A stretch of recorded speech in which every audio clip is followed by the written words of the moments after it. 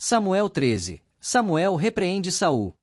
Saul tinha 30 anos de idade quando começou a reinar, e reinou sobre Israel 42 anos. Saul escolheu 3.000 homens de Israel, 2.000 ficaram com ele em Micmais e nos montes de Betel, e 1.000 ficaram com Jonatas em Gibeá de Benjamim. O restante dos homens ele mandou de volta para suas tendas. Jonatas atacou os destacamentos dos filisteus em Gibeá, e os filisteus foram informados disso. Então Saul mandou tocar a trombeta por todo o país dizendo, que os hebreus fiquem sabendo disto. E todo Israel ouviu a notícia de que Saul tinha atacado o destacamento dos filisteus, atraindo o ódio dos filisteus sobre Israel. Então os homens foram convocados para se unirem a Saul em Gilgal. Os filisteus reuniram-se para lutar contra Israel, com 3.000 carros de guerra, 6.000 condutores de carros e tantos soldados quanto areia da praia. Eles foram a Micmais, a leste de Bet-Aven, e lá acamparam. Quando os soldados de Israel viram que a situação era difícil e que seu exército estava sendo muito pressionado, esconderam-se em cavernas e buracos, entre as rochas e em poços e cisternas. Alguns hebreus até atravessaram o Jordão para chegar à terra de Gade e de Gileade. Saul ficou em Gilgal, e os soldados que estavam com ele tremiam de medo.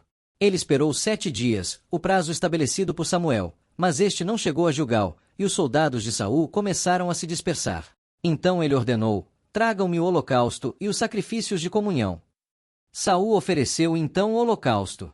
E quando ele terminou de oferecê-lo, Samuel chegou, e Saul foi saudá-lo. E perguntou-lhe Samuel: o que você fez?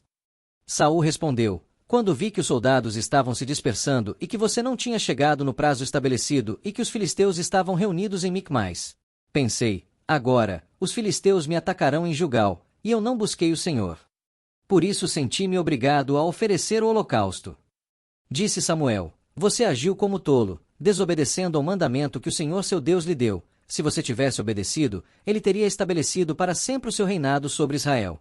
Mas agora seu reinado não permanecerá. O Senhor procurou um homem segundo o seu coração e o designou líder de seu povo, pois você não obedeceu ao mandamento do Senhor.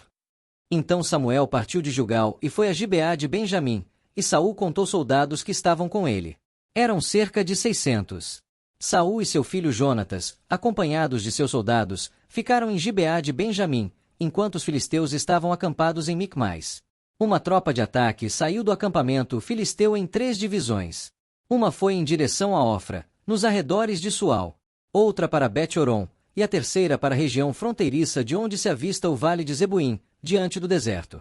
Naquela época não havia nem mesmo um único ferreiro em toda a terra de Israel, pois os filisteus não queriam que os hebreus fizessem espadas e lanças. Assim, eles tinham que ir aos filisteus para afiar seus arados, enxadas, machados e foices.